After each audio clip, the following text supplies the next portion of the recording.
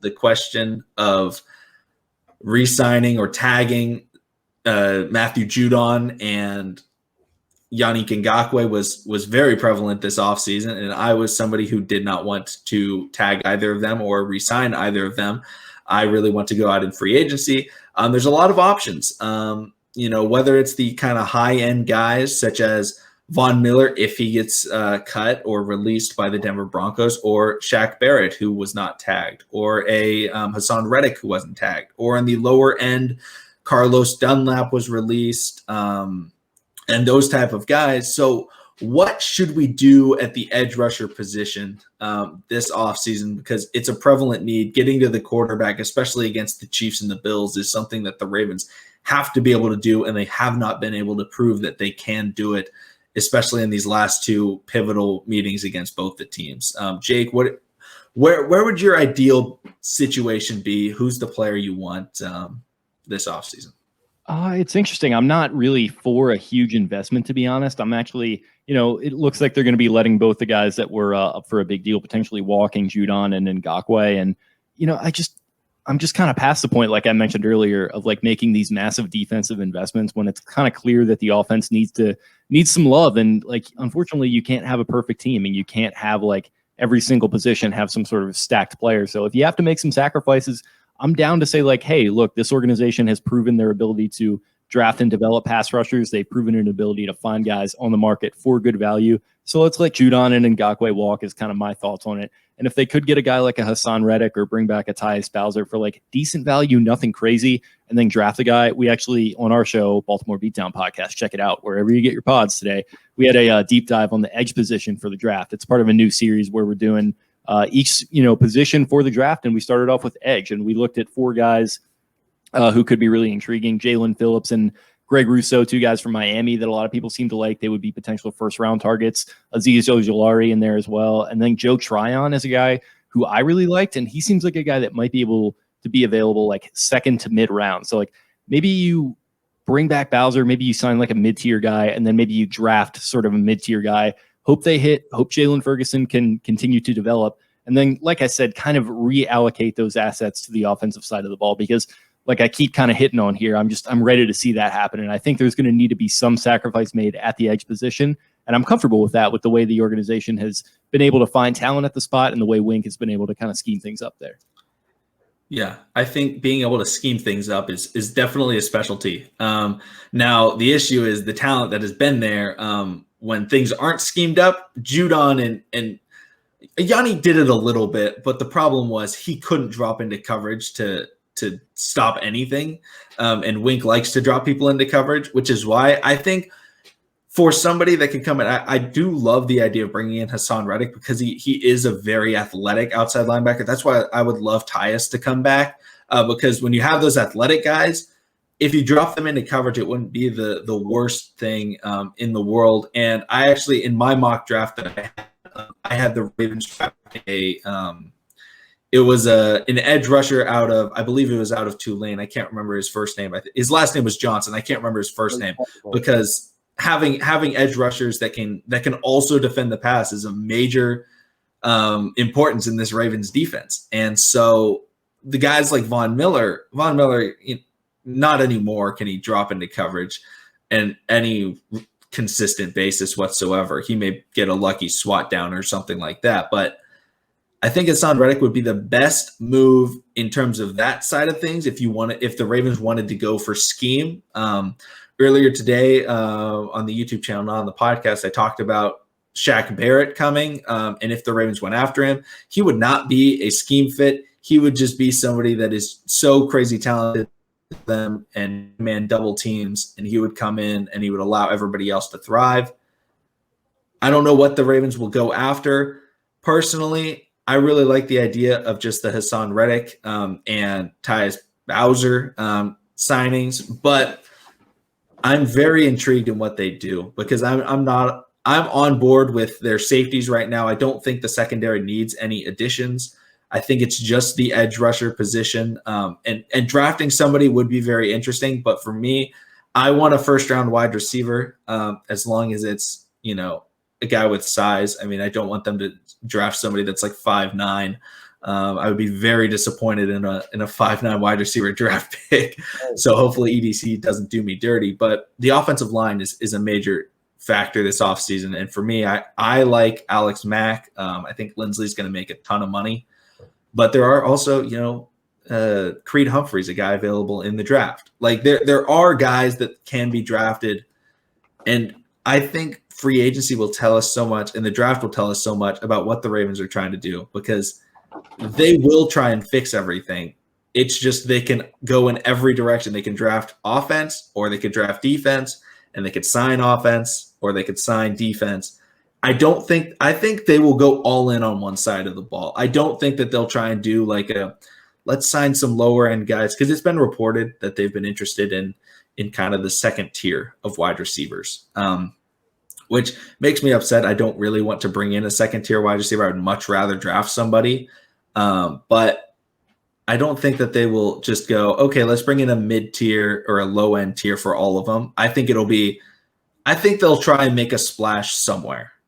I think it'll be edge, but it could be center, and I would be a bit disappointed. But you know what? I don't want to have to watch Lamar Jackson running backwards another time in the next 10 years, because it happened like 4 times last year where like they lost games because of Lamar Jackson, particularly against the Patriots and the Bills. But yeah, so Joshua, what do you think? Is there an edge rusher that you want, or draft, or what do you want them to do at that spot? Well, these were all on agreement on bringing Tyus back. Tyus, that's my guy. That's a dark horse. I said it time and time and again. He reminds me of a Paul Kruger, Jared Johnson type of guy that knows how to get dirty, knows how to, put in the scheme very well, and he just goes out there and makes the best happen. When he's out there on the field, those are the type of guys we need. Those are the type of guys we love. If we was to make a splash and bring a Shaq Barrett, he's a hometown boy. Do I think he's going to want to get paid? Of course. But to what McConnell said, you don't have to scheme him up. He's a dog, and right now, that's what Ravens defense is known for. Putting dogs out there, and having a young gun like that out there on the field, it'd definitely be a booster to our edge. Because I don't remember the last time we had an edge rusher that can get sacks by himself. Last time I remember somebody really doing that was Terrell Suggs, and he was still getting pressure in his late seasons of his career. A guy that I would personally draft, that I know is a mid-tier guy that could be a steal in the late rounds, is my boy Roche. He actually went to Randallstown High School here in Maryland, Temple University. He had a star-studded game in one of those bowl games they played against University of North Carolina. Transferred to Miami, and he still balled out.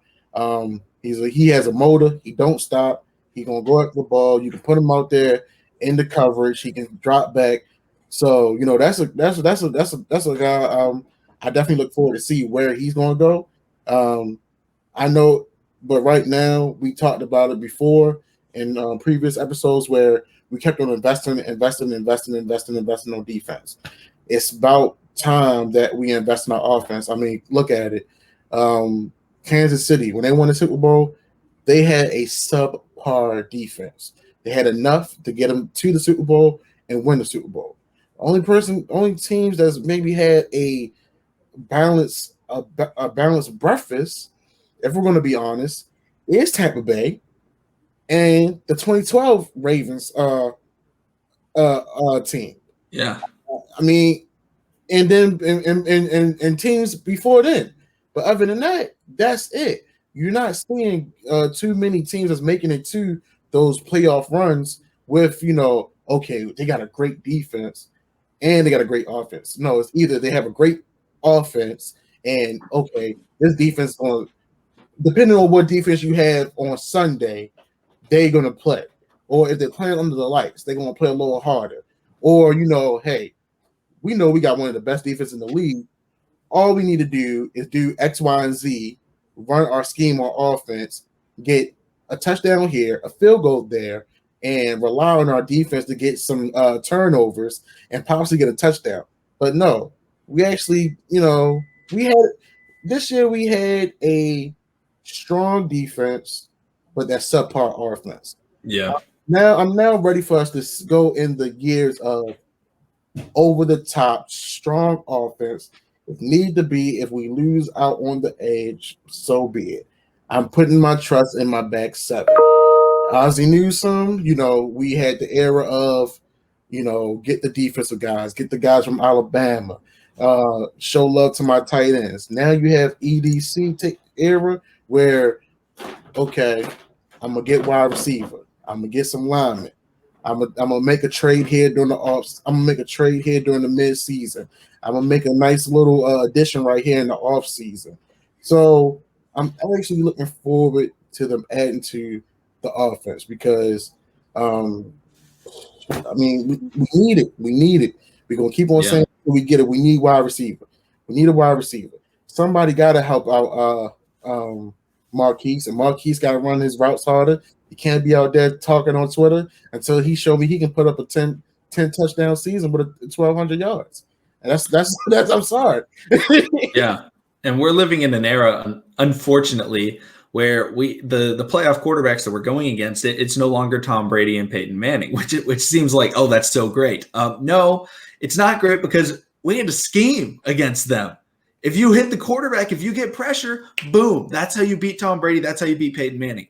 The issue is the quarterbacks that we play against now are Patrick Mahomes and Josh Allen and even a guy like Ryan Tannehill, all guys that can evade pressure very well and throw on the run.